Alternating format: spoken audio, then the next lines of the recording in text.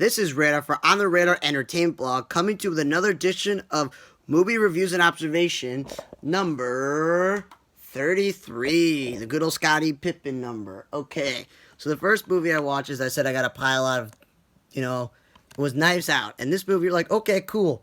It's 2 hours and 10 minutes, okay? It's mystery, murder, suspense, thriller, drama, all that stuff. And it's about a rich family, and the matriarch passes away, and they got to figure out, was it somebody in the family who did it, or was it, it was time to go. And you're like, okay, cool. Christopher Plummer is the matriarch, so he's a longtime actor. That's cool. The daughter, his oldest daughter, is Jamie Lee Curtis. That's cool. She's now doing the silver, gray, white hair roles. Older lady one, even though she's younger than she looks. She's actually younger, but the hair makes her look a little older. And she's married to Don Johnson, we all know, on Miami Vice. Then Michael Shannon plays the brother there, and he's a good actor. And then there's another sibling who passed away, and Toni Collette plays the wife. So she's the daughter-in-law of Christopher Plummer. They have a daughter. Michael Shannon has a son who's a young kid who I've seen before. And Chris Evans plays the oldest grandson. He's the Jamie Lee Curtis and Don Johnson's kid. And, there's help in there. There's the lead actress that's building this movie. She's like the nurse, caretaker of Christopher Plummer. And then you got the actor who, like, Lakeith Stanfield, who I just saw in, like, Photograph and a bunch of other movies. He's the detective who's trying to solve this. But then Daniel Craig pretends he's from, like, the South, and he's, like, a private investigator. And there's all these plot twists and turns of exactly what's happening. And even though it's, like, a 2-hour-plus movie, all the plot twists and turns and all the characters and all these actors you see them, it's a pretty good movie for you to sit through because you're like, all the cool stuff is happening in the movie. So it's definitely worthwhile to watch the movie based on the acting in the movie plus the suspense. Then the next movie I watched was Ford versus Ferrari. Now, Ford versus Ferrari, like The Knives Out, is also a 2-hour-plus movie, but it's 2 hours and a half.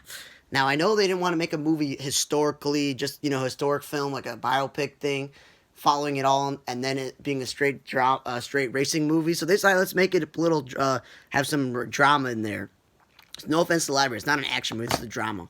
And they make it, about, Kristen Bale's, his character, Ken Miles, who's the driver, and then, Matt Damon's character, Carol Shelby. They're like, let's make it about their personal lives too, so it gives some extra scene. And it was a pretty good movie.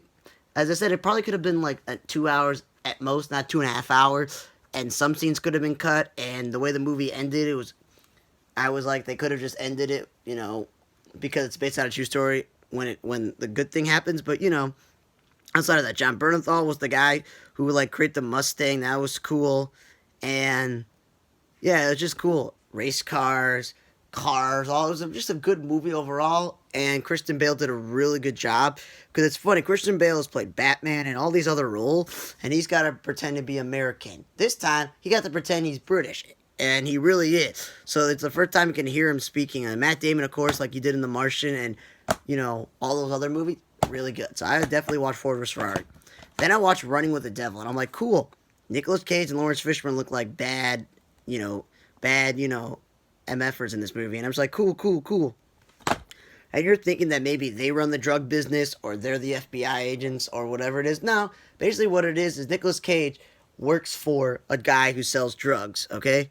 And so does Lawrence Fishburne. Lawrence Fishburne plays a coked out guy who goes to like strip, hire, hooker, masturbation clinics, all these just weird, disgusting stuff. And, he's estranged from his wife and kid. And then the movie shows every single person's like personal life of how the drugs get from Colombia all the way to the United States, because Nicolas Cage has got to try to figure out what's wrong with the supply, because the supply is supposedly killing people, because Lawrence Fishburne is tainting it and stuff. And you're like, cool. Then they show all these actors that you've seen before, like Leslie Bibb, but no offense. Leslie Bibb plays like a character in American Housewife. Like, she's not the actress that I go, yeah, FBI agent.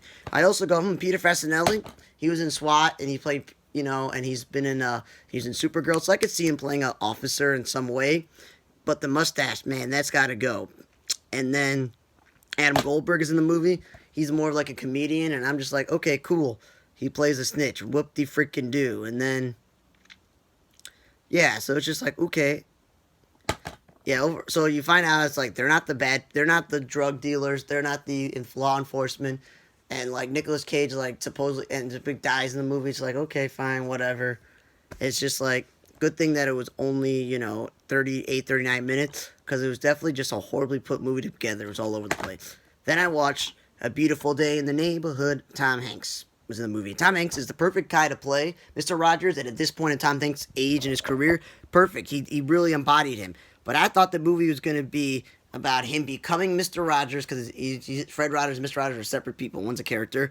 How that success affected him and his family and his children growing up. That their father is this guy who's famous for a kids' TV show, and how where he got to his point in his life. But no, let's make the movie about some guy writing a story about him when he's an investigative reporter, and let's make it about his estranged relationship with his father, about his mother who he still misses who passed away when he was young, about his sister marrying a bunch of times, his wife who it's an interracial marriage, and then him being a father, all these other things, and I'm just like, it wasn't that long. It's an hour and 40 minutes, but not an hour and like 49 minutes, but an hour and 40 like something minutes. And Tom Hanks did a good job. Just the story wasn't what really we want to see. It was clever. It was okay. It's age appropriate. Kids can watch it, but it's just like, they could have done so much better. And then I watched Little Joe, and I felt like I was watching somebody's drug hallucin like movie where there's like the camera lens looks like you're filming in red. You can't tell if it's real or if it's like a security cam footage because of these plants. Basically, this woman works at a plant place, and she engineers a plant, brings it home, is controlling her son, is controlling everybody, yada, yada, yada. And it's just like, okay, it's going on and on and on. And the only good thing is listed an hour and 45, so it's like an hour 40 minutes. But it's not a horror film. It's not even an action film. It's just a lot of talking and nothing really scary. It's just like, okay, it controls people and some of them kill people. Whoop-de-doo. Like, I don't know why this movie, anybody thinks it's a good movie, yeah, don't watch it. Then I watched American Dreamer, which is like the last movie finally from last year's movie. And it's a good thing for it that it's 93 minutes with credits because the movie doesn't end abruptly and you're like, okay, so that's one negative of B. It's not that long, so it's a positive. As I mentioned about Adam Goldberg, who was on Jim Gaffigan's show, he's a comedian. He does voice acting. He's in kids' movies, all these things. But to put him in a movie where he is, the guy who lost his job, he's behind on payment for his, for his wife because she divorced him, so he can't see his kid. He's a rideshare driver from made-up company. He drives around a shady guy who's a drug dealer or whatever, and he decides, you know what? This guy keeps having me driving around. I need the money, or I'm not gonna be, because I owe like people money, including my ex-wife. Things are not good. It looks like he hadn't slept in like 20 days. So I'm gonna go kidnap the drug dealer's son. And guess what? Everything goes horribly wrong to the drug dealer's girl, the kid, and the only thing that happens is he somehow gets out of it. And okay, cliche. Okay, he didn't die or anything, or didn't go to jail or anything. But I don't know why Jim Gaffigan in this movie. It's just not really him. So don't watch American Dreamer. Then I watched Spies in Disguise. And you're like, cool. The people that make the movies, Fox Century, who make, they said they make Rio and Ice Age. You're like, cool. Will Smith, he did Bad Boys, he did Gemini Man. So he's playing an agent movie where he's like the world's greatest agent. He's got all these cool gadgets. He's in an agency where like Rebo McEntire is in charge of it. And there's all these people in the movie like Mark Ronson and Tawny Newsome. And you're like, cool, cool, cool. And Nick Bruno's in there. And you're like, that's nice. And then DJ Khaled is in there. And you're like, cool, cool, cool.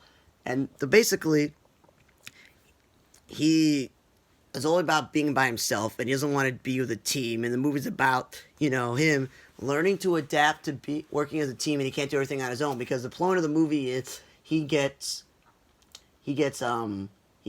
framed for stealing, technology from the government. But really, it's this bad guy who he wronged in the past who pretends to be him, and nobody believes him. And Rashida Jones' character is like internal affairs, and she's trying to get him, and he goes, great, what am I going to do? And supposedly, the only person that can help him is Tom Holland's character, who's this bright-eyed, bright person who makes all these weird inventions, because, he's like, you don't have to do killing people, whatnot. And you could just try other ways to stop bad guys. And he has to turn him because he has no other choice. But of course, the twist in this movie, if you saw the trailers, are he thinks that the guy can help him turn invisible so nobody can find him. But it turns into a pigeon. And then he's got to realize that you got to work together with him. And you need to help Tom Holland's help and the pigeon's help. And then they try to save the world. And so it was pretty good. It's not that long. It's like an hour and 30-something minutes. And it's a kid's movie. And it's, again, Tom Holland doing voice acting like he just did in that movie before. So that's like a, Dungeons and Dragons type of, magic movie like that one. So yeah, Will Smith and him did a good job. Ben Mendelsohn is the bad guy. So yeah, I would watch it. It was pretty good. There were some laughs in there. It wasn't the best kids animated movie. It was pretty good. Then I watched the History of the Kelly Gang, and you're like, cool. It looks like a western. Yeah, it's like a Australian western with, like the 1800s, and it's 2 hours plus. So you're like, it doesn't have to be that long. It's about this group of boys who become like outlaws from the British government because they're tired of the British, oppressing them and all this stuff. And it's weird. They like wear dresses when they fight, but the movie had like rape, women being whored out, pedophilia, violence and gore and all this other stuff in the movie, and it's just like, okay, I see where they were going here, but this was horrible. And you're like, cool, it's got Nicholas Hoult, who's played Beast and X-Men and a bunch of other movies.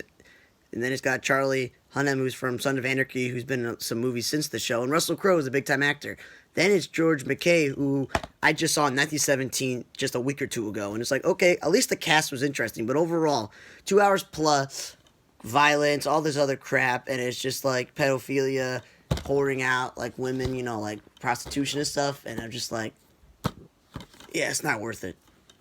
Spies in Disguise, yes, age-appropriate kids should watch it. American Dreamer, waste of your time. Jake Afghan had no business doing this movie, and Little Joe was just horrible. It's not, I don't know how to give it a genre. Beat Old Neighborhood was cute, clever, age-appropriate for kids. Tom Hanks was amazing in the movie, but it was just the storyline was just not what I thought. Running with the Devil, complete waste of time, but, there's action, there's guns, there's drugs, there's blah, blah, blah, blah. Nicolas Cage is bad, bad, cool. He's a cool guy. He's cool playing a bad guy, but yeah. Ford vs. Ferrari, though, this was great. It just was too long. Knives Out was really good with all the suspense and twins. So, yeah, watch Knives Out, Ford vs. Ferrari, A Beautiful Day in the Neighborhood, and Spies in the Sky. So, at least there were 4 watchable movies. Thanks for listening to another edition of Movie Reviews and Observation number 33. For On the Radar Entertainment blog, I'm Radar. See you guys next time.